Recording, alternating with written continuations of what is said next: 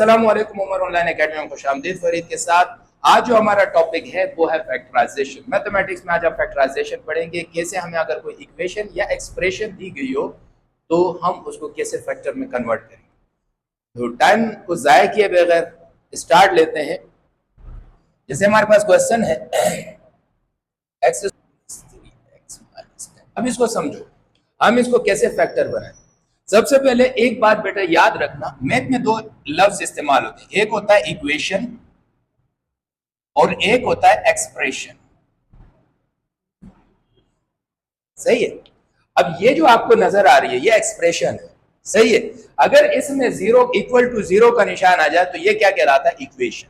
समझ में आ गई बात। यानी अगर इस सवाल को हम यू लिखें कि x square plus 3x minus 10 equal to zero, equation हो जाएगी x square plus 3x minus 10, इस तरह लिखे तो ये फिर कहलाता है एक्सप्रेशन। सही है। तो हमारे पास चाहे इक्वेशन हो चाहे एक्सप्रेशन हो, दोनों का तरीका यही है, इसी तरीके से हम इस फैक्टर को सॉल्व करेंगे। सही है।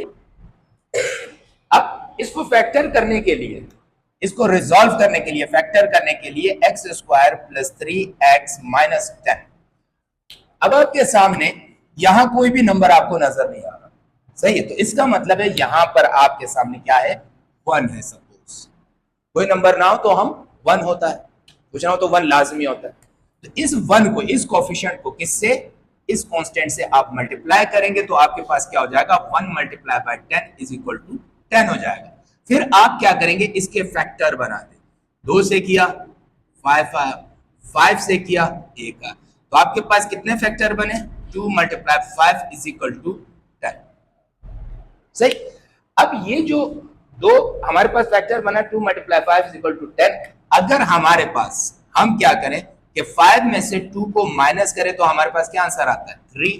तो ये देखो 3 भी आ गया, 10 भी आ गया। सही।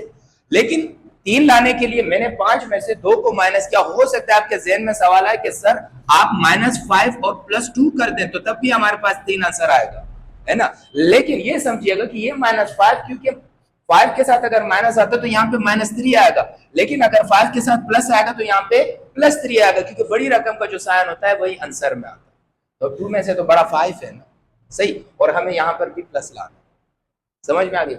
तो हम क्या करेंगे, इस 3 की जगह क्या लिख देंगे, यहाँ पर 5 माइनस यानी 5x माइनस 2x, आंसर हमारे पास क्या आ जाएगा 3x, और यही 3x हमारे पास यहाँ है। तो इस 3x की जगह हम 5x माइनस 2x लिख सकते। सही। तो हमने क्या किया, x square plus 5x minus 2x minus 10। अब 3, चाहे 5 में से 2x माइनस करो वो भी 3x से 3x है, तो हमने कोई चेंज नहीं किया, हमने सिर्फ 3 की जगह 5 माइनस 2x बना। तो आपने देखा हमारे पास पहले 1 2 3 टर्म थे, अब हमारे पास 1 2 3 4 टर्म हो गए। इन 4 टर्मों में अब इन दोनों में हम कॉमन देखेंगे। क्या देखेंगे, कॉमन देखेंगे। समझ आई बात। कॉमन की मुराद इन दोनों में एक जैसी क्या चीज है, एक्स है ना, तो आपने x को कॉमन ले लिया। जब x को कॉमन लोगे यहाँ पे कितने x है, 2x है, एक x आपने कॉमन ले लिया, एक x रह गया, प्लस 5 और x कॉमन ले लोगे, दूसरा क्या रह जाएगा 5। इसी तरह अब इन दोनों में देखो कुछ x कॉमन नहीं है, क्योंकि यहाँ पर x है, यहाँ पर आपको x नजर नहीं आ रहा। लेकिन अगर 2 का टेबल पढ़े तो 2 1 are 2, सही, और 2 5 are 10, तो 2 का टेबल हम कॉमन ले सकते हैं। हमने -2 का कॉमन ले लिया, तो हमारे पास ये जो x है, ये साइन x का भी है, 2 का भी, वो हमने -2 के साथ कॉमन ले लिया, तो ये हमारे पास x आ गया। और ये माइनस क्या हो गया, ये भी प्लस हो गया, क्योंकि माइनस प्लस माइनस हो जाएगा। सही। और यहाँ क्या रह जाएगा 5। तो अब जरा आप गौर से देखें, आपके पास x प्लस 5 और x प्लस 5 सेम नंबर रह गए, सेम है। अब आप इनको कॉमन ले लेंगे तो क्या हो जाएगा, x प्लस 5 कॉमन लिया तो आपके पास x माइनस 2 रहा। ये हमारे पास फैक्टर में रिजॉल्व हो। तो इस तरह के हर क्लास एमसीक्यूज में या क्लास 9 क्लास 10 क्लास 7 में इस तरह के सवाल आते हैं, और वो आपसे पूछते हैं कि रिजॉल्व इनटू फैक्टर। क्या सवाल होता है आपके पास, रिजॉल्व इनटू फैक्टर। तो हमने इनको रिजॉल्व किया फैक्टर में। एक फैक्टर आपके पास ये रहा और एक फैक्टर आपके पास ये रहा, ये आपका आंसर। ये सही है। ये आपके पास क्या कहलाया, मेथड नंबर 1। सही। अब अगर हम मेथड नंबर 2 से करें, इससे करें मेथड 2 के तरीके से करें, इसी सवाल आपने सवाल लिख दिया कि भाई x square plus 3x minus 10, सही है। तो हम जरा गौर से देखें, एक्स स्क्वायर को आप यूं लिख सकते हैं एक्स और एक्स, क्यों?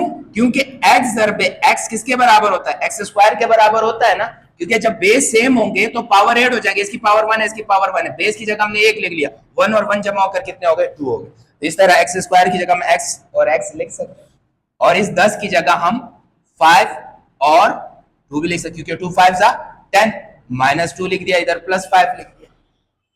समझ आ रही है? अब इसकी आपकी मर्जी है, इसी में से माइनस कर दो, जैसे कि आपने 5x में से माइनस 2x किया तो आपके पास 3x आ गया से। अब ये देखो, ये x ये लिखते हो लिखो, नहीं लिखते हो कोई मसला नहीं, आपने इन दोनों के फैक्टर कर दे तो आपके पास ये रहा x प्लस माइनस 2, ये आपके पास आंसर हो गए x प्लस 5 और x माइनस 2, दोनों अंडर सेम, सही है, कर सकते हैं बिल्कुल इसी तरह, इसी के फैक्टर इस तरह बना लो और इनको आंसर मिले, सही। तो ये तरीका था आपको। अभी हम दूसरा सवाल करेंगे, इसी तरह के कुछ और क्वेश्चन करेंगे, उनको भी सॉल्व आउट करेंगे। मैं सॉरी तरीका बोलने लगा, तरीका नहीं, दूसरे सवाल इस तरह के करेंगे, उनको भी सॉल्व करेंगे। जरा इसको समझो, वाई स्क्वायर, तो दूसरा सवाल मैंने लिया एक Y square plus 7y minus 98, सही है। आपके पास ये सवाल है, मैंने आपको बताया कि इधर अगर कोई रकम नहीं है तो आप क्या सपोज करोगे, 1 इस 1 को इससे आप क्या करेंगे, मल्टीप्लाई करेंगे। 1 को मल्टीप्लाई 98 से किया, आंसर आपके पास 98 आएगा। 98 के फिर आपने फैक्टर बनाए स्लो सादा से, 2 से किया तो 2 4 जा 8, 1 आया, 2 9 जा 18, सही है। 7 से किया तो आपके पास 7 आया, 7 से किया आपके पास 1 आया, तो इसका मतलब है फैक्टर 2 7 into 7, 3 फैक्टर हमारे पास आ गए, सही है। अब इन फैक्टर से हमने ऐसा बनाना है कि हमारे पास ये जो 7 है, ये जो 7 है प्लस माइनस करने से हमारे पास 7 आ जाए। मिसाल के तौर पर इसके दो जोड़े हम बनाते हैं, दो फैक्टर बनाते हैं, 7 और 2 को मल्टीप्लाई किया 14, और मैंने ये वाला 7 नीचे ले लिया, 14 में से 7 निकाला, क्या बचा? प्लस का 7 बच गया, क्योंकि ये है प्लस का 14, प्लस का 14 है, ये है माइनस का 7, तो 14 में से 7 माइनस करोगे क्या बचेगा? 7 बचेगा, सही है। तो अब आपके पास अगर इसी 14 को मल्टीप्लाई करोगे 7 से तो ये भी 98 आ जाएगा, सीधा सीधा। कैसे? देखो 7 4 जा 28, मैं यहां लिख रहा हूं 28 का 8 2 हासिल, 7 1 जा 7, 7 और 2 कितना हो गया? 98, सीधा सीधा मल्टीप्लाई। यहां पे अब आपके पास क्या हो जाएगा? Y square plus 14y minus 7 minus 98। एक रूल जो मैंने आपको पिछले सवाल में नहीं बताया, अब इस सवाल में बताने जा रहा हूं। ये जो दो साइन है ना बेटा, इसको याद रखना, ये वाला साइन प्लस का और ये वाला माइनस का साइन, जो इन दोनों को आप मल्टीप्लाई करें, प्लस माइनस माइनस, ये आंसर आना चाहिए। अगर ये आंसर नहीं आया इन दोनों के मल्टीप्लिकेशन, इसका मतलब आपके सवाल में गड़बड़, सही। अब सिंपल बात, दोनों में क्या कॉमन है? दोनों में आप और से देखें, आपके पास वाई स्क्वायर, अगर y कॉमन लेते हो तो 2y में से 1y निकला, 1 रह गया, 14 में से y निकला तो आपके पास क्या रह गया? 14 है। इन दोनों में क्या कॉमन है?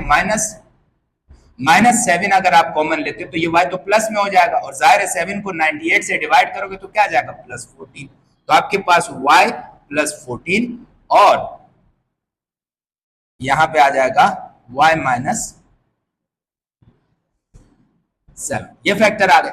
अब सेकंड मेथड से अगर आप इसको करते हैं तो आपने यही सवाल लिखा कि Y square plus 7y minus 98, सही है। तो इसी तरह आपको फैक्टर बनाने पड़ेंगे, y लिख दिया, नीचे y, इसके फैक्टर क्या आते हैं? 14 7, सही है, ये माइनस में हो गया, ये आंसर आपका, ये आंसर आपका, क्लियर है। अब वही करके आपने लिख दिए। अब इसको आप यूं भी लिख सकते हैं कि ये आपके पास 14y हो गया और ये आपके पास 7y हो गया, तो ये आपके पास 7 भी आ जाए। समझ में आ रही है बात? तो ये तरीकेकार था जिससे मैंने आपको सवालात कराए, सही है।